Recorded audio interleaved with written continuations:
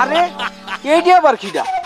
এই বর্ডার এরিয়ায় কলার পাতা নাইছে শুয়ে রইছে, ওটার উঠাও দি খিড়াও।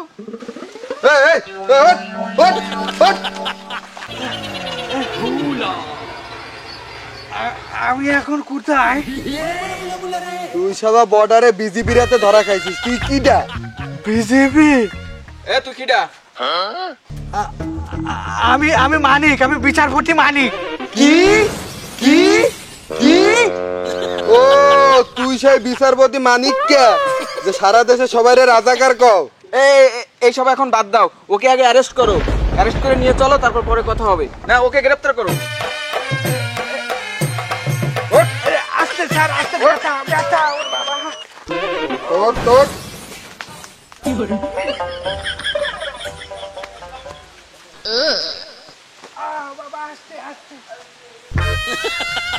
তুই এবার বল, এই বর্ডার এলাকায় কি করতেছিস? তোমরা কিন্তু সেই সময় ধরে আমারে অপমান করেই যাচ্ছ। ছাগল বান্ধা দড়ি দিয়ে আমারে বাঁধতে রাইছে তো পাড়া দিয়ে। আমি কিন্তু একজন বিচারপতি, আমারে অপমান করতেছো, তোমাকে কিন্তু শাস্তি হবে বলে দিচ্ছি। শাস্তি হবে না? কার শাস্তি কখন হয় দেখা যাবে। এসব শাস্তি মাস্তি বাদ, তুই এবার খুলাসা করে ক, তুই এই এলাকায় কিভাবে আসলি? তাড়াতাড়ি। দুঃখের কথা কি কব, ওরা আমার সব নিয়ে গেছে। তাহলে আমি কি করে আসলাম তোমরা শুনবা? বল। শোনো তাহলে। পার্টনার শোন, তোমাদের দেশ এই যে নতুন করে স্বাধীন হলো, এরপর থেকে বর্ডারে মানুষের হিড়িক পড়ে গেছে। এখনই কিন্তু সুযোগ পয়সা করি বাড়িয়ে নেওয়ার, কি বলো? হ্যাঁ, তা তো ঠিক। দিন দিন যেভাবে কাস্টমার বাড়তেছে, তাতে তো টাকা পয়সার হিসাব একটু বাড়াতেই হয়। আরো শুনেছি কি জানো, তোমাদের যত মন্ত্রী মিনিস্টার আছে সব সদ্য বেসে নাকি বর্ডার দিয়ে পার হচ্ছে মাইরি। এয়ারপোর্টে গেলে কট ধরা খেয়ে যাচ্ছে, এমন ভাবে সদ্য বেসে আসছে, বোঝাই মুশকিল কোনটা মিনিস্টার আর কোনটা ভিক্ষুক রে মাইরি। আমাকে অত কিছু জানে লাভ আছে? আমরা বর্ডার ক্রস করে দেবো, আমাকে টাকা দেবে, আমরা টাকা পালিয়ে আসছে। সেটা অবশ্য ঠিক বলেছো, অত গভীর জলে আমাদের যাওয়া উচিত হবে না। আগে 10 করে নিতাম মাথাপতি, এখন কিন্তু 5 বাড়িয়ে দেবো, মোট 15 করে নেবো। দেখো দেখো মাইরি, কাস্টমার হাজির হয়েছে, হয়তো আমাদেরই খুঁজছে। চলো একটু এগিয়ে যাই, আমন্ত্রণ নিমন্ত্রণ করি। এসেছি।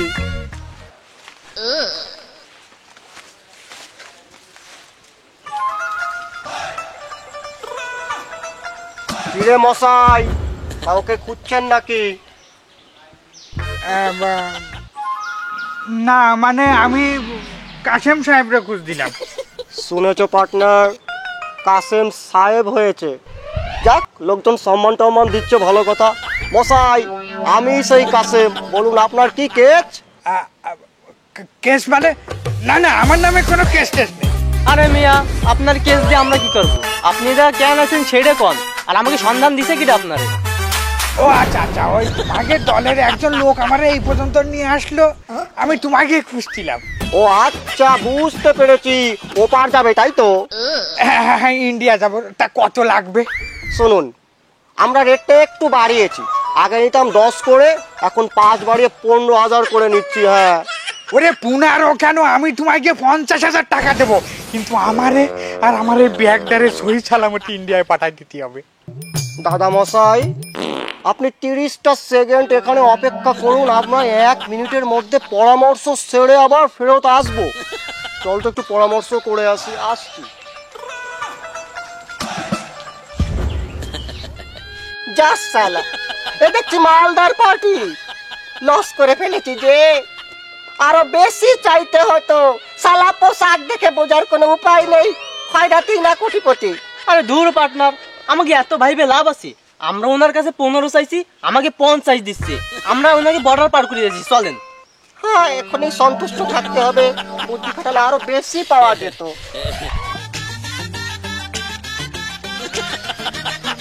দাদা মশাই অনেক কষ্ট দিয়ে ফেললাম।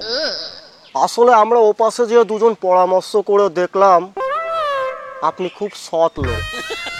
আপনাকে একা রেখে ওপারে না পৌঁছে দিয়ে আমরা কিন্তু শান্ত হব না, এটা আমাদের দায়িত্ব পড়েছে। কিন্তু একটা শর্ত আছে দাদা, আপনাকে পৌঁছে দেওয়ার পরে যে 50,000 আমাদের দিতে চেয়েছেন ওটা তো আমরা পাই, ওটা তো আমাদের হক। সাথে কিন্তু আমাদের দুজনকে বকশিস দিতে হবে আলাদা করে। বকশিস টকশিস কোনো ব্যাপার না, আমি তোমাকে খুশি করে দেবো।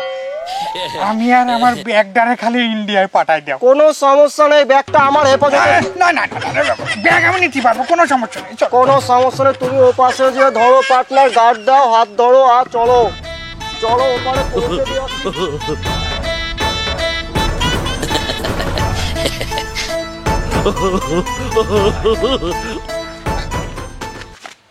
দাদা মশাই, আমার ভিতরে একটা প্রশ্ন বারে বারে উঠছে, আমাদের বকশিস কত করে ধার্য করলেন?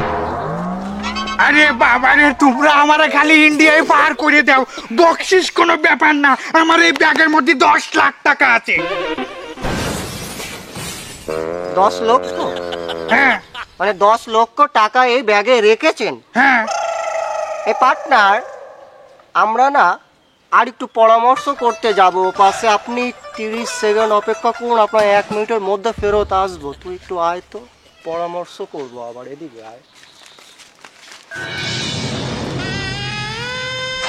পার্টনার, শুনেছিস ওই লোকটা কি বললো? ওই ব্যাগে নাকি 10 লক্ষ টাকা আছে, চল ওই টাকা আমরা মেরে দেই।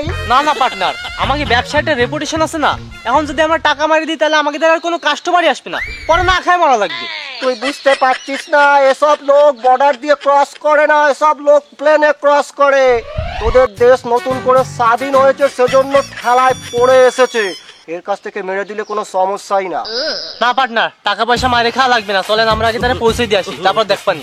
বুঝেছি শালা, তোকে নিয়ে এই লাইনে চলা সম্ভব না, রেপুটেশন নিয়ে পড়ে আছিস। আচ্ছা শোন, ওই যে বকশিস দিতে চেয়েছিল, বকশিস ডবল করে আদায় করবি, তা না হলে তোর খবর আছে, তুই 10 লক্ষ মেরে দিলি আমার।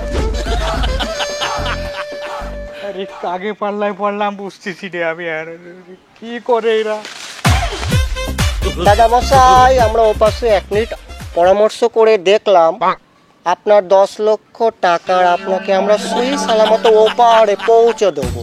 কিন্তু দাদা, যদি আমরা ব্যতীত অন্য কারো হাতে পড়তেন তবে কিন্তু এই 10 লাখ টাকা তো মেরে দিত, আপনাকেও মেরে দিত। আচ্ছা দাদা, আপনার নাম কি, কোথা থেকে এসছেন? আমার নাম, আমি বিচারপতি মানিক। কি মানিক? আমাকে মানিক কিয়া?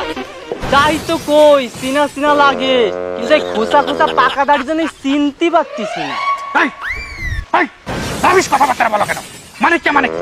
আমি বিচারপতি মানিক। মানিক কে মানে?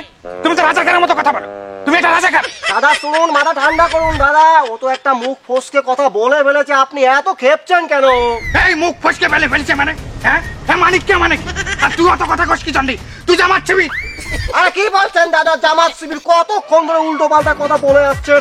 কলকাতায় জামাত শিবির হয়, কলকাতায় কংগ্রেস হয়, মমতা ব্যানার্জি, বিজেপি হয়, মোদী সরকার। এ তুই কার পক্ষ নিয়েছিলি এতক্ষণ? আমি কত করে বললাম আর তুই উনার পক্ষ নিয়েছিস? আমি বুঝতে পারছি পার্টনার, এরিয়া সততা দেখায় লাভ নেই, এর তাড়াতাড়ি কুনায় নিয়ে চলে। আর ট্রিটমেন্ট দিতে হবে, চল ধর না। এই কোথায়? ওরে ট্রিটমেন্ট চলবে তোকে।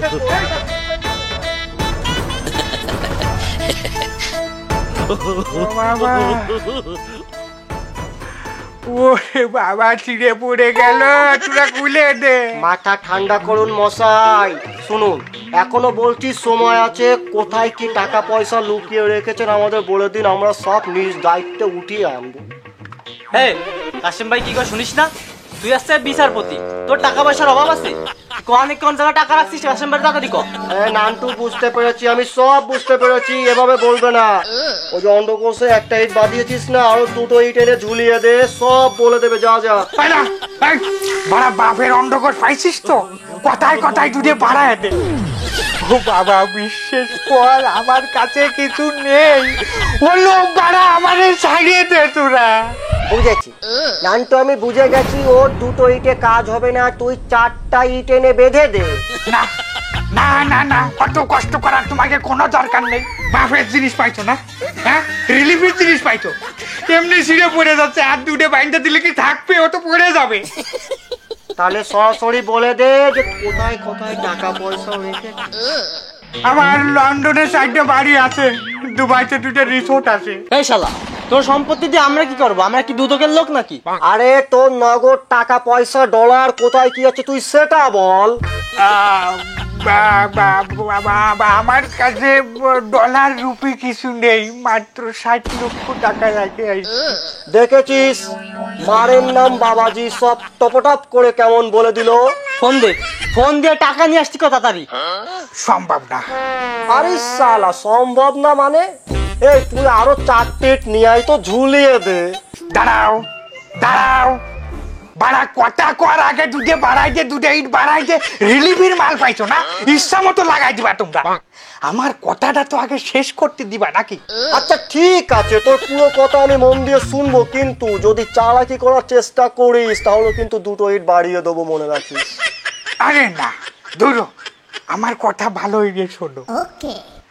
আমি সারা জীবন মানুষের সাথে দুর্ব্যবহার করেছি, মানুষের সাথে খারাপ ব্যবহার করেছি, এই জন্য কেউ আমার পাশে নেই।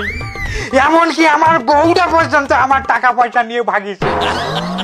আমি যদি আর ফোন দিয়ে কাউরে টাকা পয়সা আনার কথা কই, ওই টাকা তো তোমরা পাবা না, ও টাকা নিয়ে পলায় চলে যাবে বাবা। আরে শালা খুব চালাকি শিখে গেছিস না, যা ইচ্ছা তাই বলছিস, দুটো ইট আরো বাড়িয়ে দে না। পার্টনার, কথা কিন্তু খারাপ কইনি। শালা মানিককে আমাদের দেশের কেউই পছন্দ করে না, আমাদের দেশের লোকটা আমি ভালো করে চিনি। তুইও একই কথা বলছিস, তাহলে টাকাগুলো কি করে বের করি বলতো? ওরে আমি একটা বুদ্ধি দিতে পারি। সেই বুদ্ধি তুই আগে দিলি না কেন? বক বক করেই চলেছিস, বুদ্ধিটা দে। বসি কি, আমারে তোমরা ছাড়িয়ে দাও, আমি টাকা নিয়ে আসতেছি। খুব চালাকি শিখেছিস তাই না? তোকে ছেড়ে দিলে তো তুই এখনই চম্পট দিবি, তোকে কি আর পাবো? না না পার্টনার, ওরা সাইডে দিলি কিন্তু আর পাওয়া যাবে না, শালা পাক্কা মাল। শোন, তোকে আমরা ছেড়ে দিচ্ছি, কিন্তু তোর দুটো আলুর একটা আলু আমাদের কাছে রেখে যা।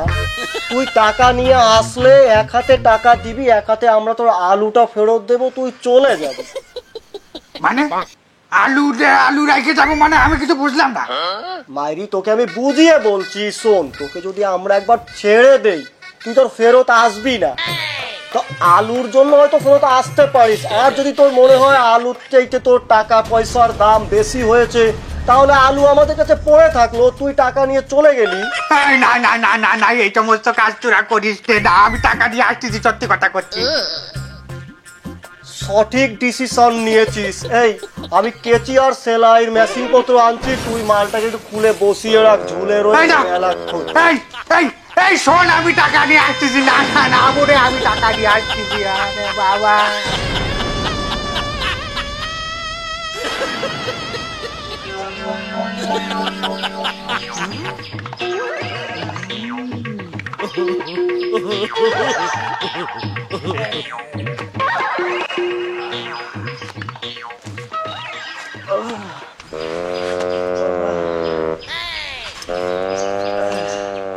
কোন জায়গায় ওরে, কোন জায়গায় তারা?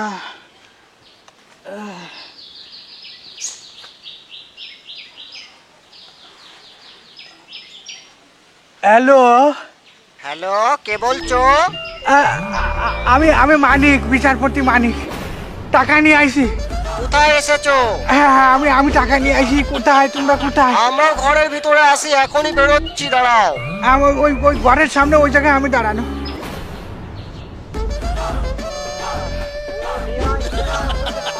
ধরে নিয়ে আয়, ওটা পড়ে গেলে কিন্তু ফেটে যাবে। আলুটা রেখে দে। তুই আমার আলু কই?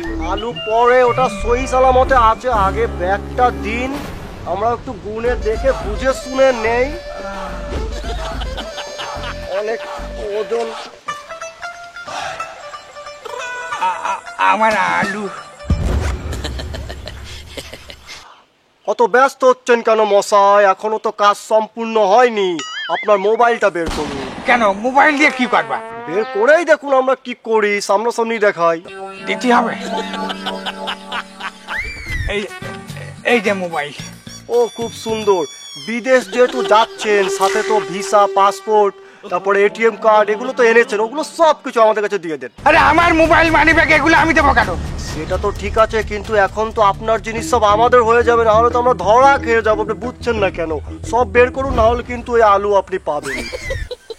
এই যে মানি ব্যাগ। সুন্দর, সবই দেখি আছে এখানে। ওনার আলুটা ওনাকে ফেরত দিয়ে দাও।